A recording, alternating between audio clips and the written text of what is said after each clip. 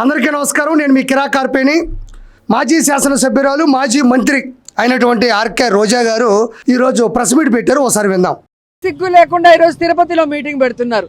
సిగ్గు లేకుండా తిరుపతిలో మీటింగ్ పెడుతున్నారు అంటున్నావు. నీకు బుద్ధి లేకుండా మళ్ళీ ఎందుకు నువ్వు ప్రెస్ మీట్ పెట్టావు? నిన్నగాక మొన్నే కదా మహానాడు విషయంలో భయపడి అర్థం పర్థం లేని మాటల్ని డైలాగులు రాసుకొచ్చి మాట్లాడినావు. నువ్వు బుద్ధి లేకుండా మళ్ళీ ఇక్కడ ఏం కొంపలు మునిగిపోయినాయి, ఏం రాష్ట్రం అంతా వెనకబడిపోయింది, అల్లకల్లోలం అయిపోయింది, నువ్వు ఎందుకు ప్రెస్ మీట్ పెట్టావు? మాట్లాడే ముందు మనం కూడా కొన్ని ఆలోచించుకోబల్లే అక్క. ఏం చేశారని మీరు మీటింగ్ పెట్టారని నేను అడుగుతున్నాను. ఏం చేయలేదో నువ్వు చెప్పు. ఏం చేసామో మేము చెప్పనక్కర్లేదు. ఏం చేయలేదో నువ్వు చెప్పు. తల్లికి వందనం, అన్నదాత సుఖీభవ, స్త్రీ శక్తి, దివ్యాంగ శక్తి, పింఛన్లు, అన్నా క్యాంటీన్లు, టిట్కో ఇళ్ళు, హంద్రి నివా జలాలు, గూగుల్ డేటా సెంటర్ వచ్చింది. మరి నేను ఇవన్నీ చెప్తున్నా, మేము చేసామని చెప్తున్నాం.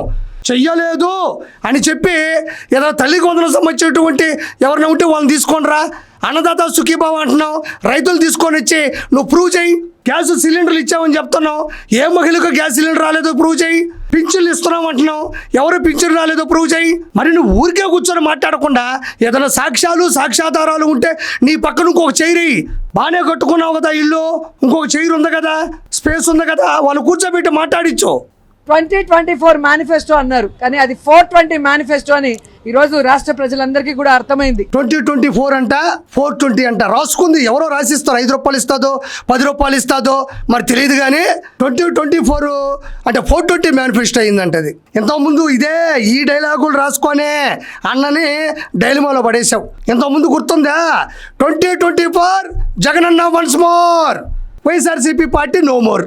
భలే రాసుకున్నాం. అప్పుడు మామూలు కాదులే. ఆ రోజుల్లో మనం ఉండే సంబరాలు, మన అత్యుత్సాహం మనది మామూలుగా ఉండేది కాదు. కథ అసెంబ్లీయా, అది ఇల్లా, లేకపోతే రచ్చబండ, లేకపోతే పార్టీ చేసుకున్నాం, తేడా ఉండేది కాదు. అప్పుడేదో చెప్పే డైలాగు, అలలు అల్లరి చేస్తాయి, సముద్రం ప్రశాంతంగా ఉంటుంది. అబ్బా ఏం పోయిట్రియో! అలలు అల్లరి చేస్తాయి, సముద్రం ప్రశాంతంగా ఉంటుంది. అలలు అల్లరి చేస్తే ఇక్కడ వైఎస్ఆర్సీపీ వాళ్ళు అల్లర్లు చేశారు.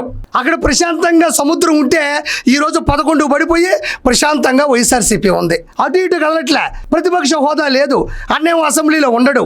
నువ్వేమో ఏ నుంచి బయలుదేరి ఆ నగరి నుంచి దాడితే మద్రాసు నగరమే కదా, అటు నుంచి అటు పోతా ఉంటావు. ఏం చేయాలా? జగన్మోహన్ రెడ్డి గారు ఇచ్చేది ఇస్తూ దానికి మించి ఇస్తానన్నావు, కానీ జగన్మోహన్ రెడ్డి గారు ఇచ్చేది కూడా ఇవ్వకుండా. ఇప్పుడు నేను చెప్పేది అదే. నారా చంద్రబాబు నాయుడు గారు అధికారంలోకి వచ్చిన 2 సంవత్సరాల కాలంలో ఏం చేశారు అనేది మేము ప్రత్యక్షంగా సోషల్ మీడియా ద్వారా వివరిస్తున్నాం. మేము ఏమేం చేసాము, ఎంత అభివృద్ధి ప్రదంలో నడిపించాము అనేది ప్రత్యక్షంగా మేము దాపెట్టుకోవట్లే. జగన్మోహన్ రెడ్డి ఏదో ఇచ్చాడంట, దాన్ని మించి ఇస్తామని చెప్పామంట. అసలు జగన్మోహన్ రెడ్డి ఏమీ ఇవ్వలేదు. ఏమి ఇచ్చాడు? సొంత చెల్లికి కన్న తల్లికే ఏమి ఇవ్వలా. రాష్ట్ర ప్రజలకి ఏమి ఇస్తాడు? మహా అయితే చెల్లెలకి కన్నీళ్ళు, ప్రజలకి కల్తీ మద్యం. అతను ఇచ్చింది చెల్లెలకి కన్నీళ్ళు, ప్రజలకి కల్తీ మద్యం. ఇంతమించి ఏమి ఇచ్చాడు? గత 2 సంవత్సరాల కాలంలో తెలుగుదేశం పార్టీ ఇచ్చినటువంటి సంక్షేమ పథకాలు, చేసినటువంటి మంచి పనులు, తీసుకొచ్చినటువంటి పెట్టుబడులు, పరిశ్రమలు లిస్టు మొత్తం సోషల్ మీడియాలో ఉంది. అధికారికంగా ప్రకటించాం. జగన్మోహన్ రెడ్డికి ఎంతసేపు భజనలు చేయించుకోవాలి, జగన్మోహన్ రెడ్డికి ఎంతసేపు స్వార్థ రాజకీయాలు, పదవులు కావాలి తప్ప జగన్మోహన్ రెడ్డికి ప్రజలేం కావాలి, సొంత చెల్లికి కన్నతల్లికి ఏం కావాలో తెలుసు కూడా ఇవ్వలేని జగన్మోహన్ రెడ్డికి ప్రజలకి ఏం కావాలో తెలుసుకొని ఇస్తాడా? జగన్మోహన్ రెడ్డి ఏమీ ఇవ్వలేదు.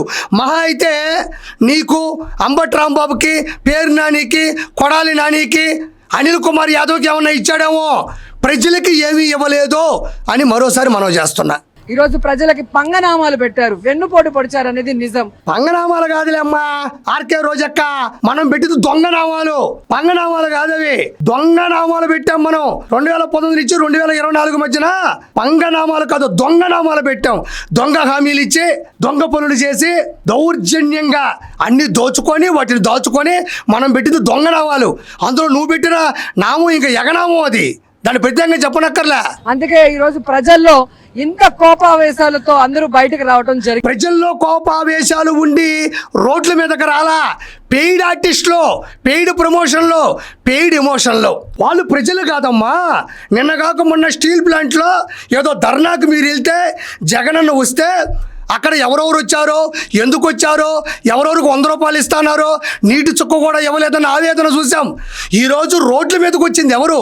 పెయిడ్ ఆర్టిస్టులు, పెయిడ్ ఎమోషన్లు, పెయిడ్ ప్రమోషన్లు. ఎందుకు ఇవన్నీ అబద్ధాలు మాట్లాడతావు నువ్వు తీసుకొచ్చిన మనుషుల్ని మీడియా తీసుకొని వచ్చి మాట్లాడేద్దాం. వాళ్ళు మీ మనుషులా, పెయిడ్ ఆర్టిస్టులా, లేదంటే న్యూట్రల్ ఆర్టిస్టులా మాట్లాడదామా? ఒకసారి చూద్దామా? అండ్ ముఖ్యంగా ఈ రాష్ట్రంలో మంత్రులందరూ కూడా మేము అనబోయింది తర్వాత మంత్రులు అనేసింది. ఒకసారి ఇది వినండి.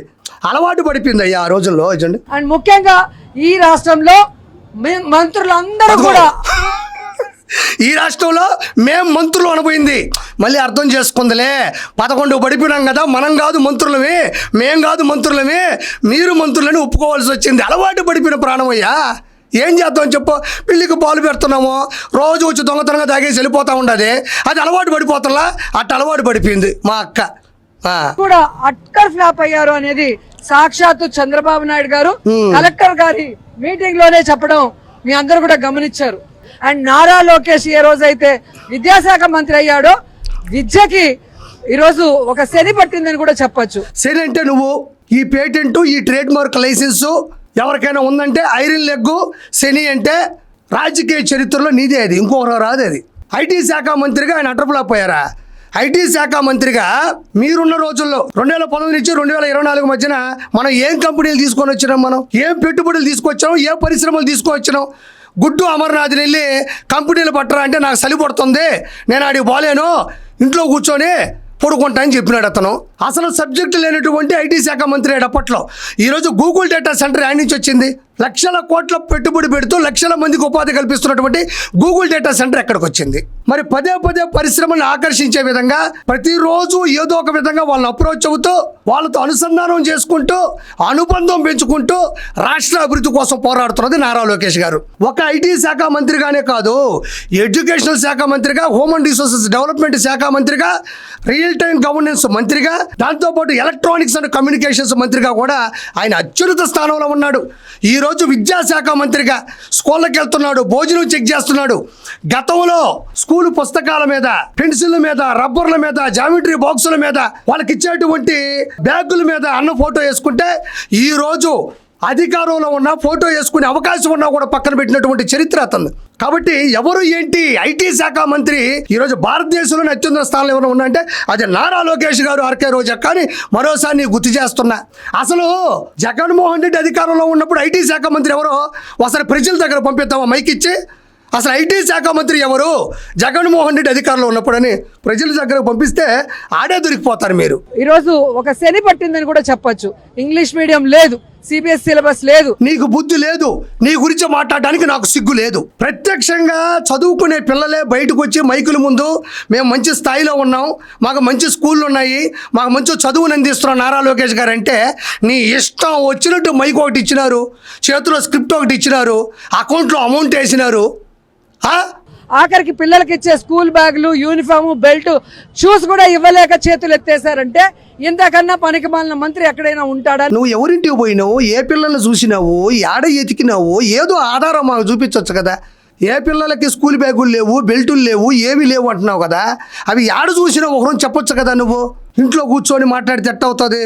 అడుగుతున్నా.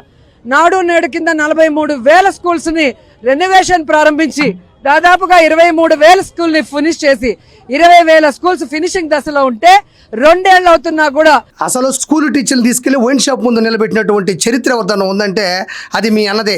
ఆయన మళ్ళీ స్కూల్ బాగా చేపిస్తాడా? టీచర్లకే విలువ ఇవ్వలేదు అంటే స్కూల్ పిల్లల కోసం 1000 స్కూళ్ళు కట్టించాడు ఆయన. అత్యున్నత చదువును అందిస్తున్నాడు ఆయన. సూపర్ ఫ్లాప్ అయిన మంత్రి ఎవరైనా ఉన్నారు అంటే డిప్యూటీ మంత్రి పవన్ కళ్యాణ్ గారే. అంత వేస్ట్ గా ఉన్న అతను ఈరోజు తెలంగాణలో వెళ్ళి అక్కడ పార్టీ పెడతా, అక్కడ ప్రశ్నిస్తా అంటాడు. ఇక్కడ ఓట్లు వేసిన వాళ్ళని నీకెందుకమ్మా ఏడ పార్టీ పెట్టుకుంటే? నువ్వు కల్చర్ మినిస్టర్గా, టూరిజం మినిస్టర్గా, ఏపీడబ్ల్యూసీ చైర్మన్గా ఉండి నువ్వు అన్నేసి పార్టీలు పెట్టుకున్నావు కదా. మంత్రి శాఖలో అడ్డదిడ్డంగా సంపాదించిన డబ్బులతో అన్ని పార్టీలు పెట్టావు కదా. డాన్సులు అన్ని పార్టీలు నువ్వు పెట్టంగానే లేనిది ప్రజలకు సేవ చేయడానికి ఆయన రాజకీయంలో ఇక్కడ జనసేన తరపున ఏడ పార్టీని నిలుపుకుంటే నీకేంది సమస్య? అసలు నీకేం సంబంధం? జగన్మోహన్ రెడ్డితో ఉండే నువ్వు డిఎంకేకి ఎందుకు సపోర్ట్ ఇచ్చావు? నువ్వు ఇక్కడ నగరీలోనే అట్రప్లాప్ అయిన నువ్వు అటు నుంచి అటు దాటి డిఎంకే పార్టీకి సపోర్ట్ ఇచ్చినావు. ఏమైంది ఈరోజు డిఎంకే? అసలు భారతదేశంలో ఏ సర్వేలో కూడా డిఎంకే అంత అడ్రపులా పోతుందని లేదు. కేవలం నువ్వు సమర్థించడం వల్లే ఈరోజు ఏమైంది అది? నువ్వు వెళ్ళి సంబంధం లేని చెన్నైలోకి వెళ్ళి డిఎంకే పార్టీకి సపోర్ట్ ఇవ్వగా లేనిది పవన్ కళ్యాణ్ గారు ఇక్కడ సపోర్ట్ ఇస్తే నీకేం వచ్చిందని అడుగుతున్నా. సరే, ఆర్కే రోజా మాట్లాడింది, దానికి నేను మాట్లాడాను. ఆ మనిషి ఏది మాట్లాడినా ఒక ఆధారాలు ఉండవు, కేవలం ఆరోపణలు మాత్రమే ఉంటాయి. కాబట్టి వీళ్ళందరూ కూడా ఎందుకు మాట్లాడుతారో మీకు తెలియదు కాదు. రానున్న రోజుల్లో జగన్మోహన్ రెడ్డి గెలిస్తే వీళ్ళకి మంత్రి శాఖలు ఇస్తారని ఒక భ్రమలో బతుకుతున్నారు. కాబట్టి వీళ్ళు ఎప్పటికీ గెలవరు. ఈవిడైతే ఎప్పటికీ అసలు గెలవదని మనస్ఫూర్తిగా కోరుకుంటూ నమస్కారం.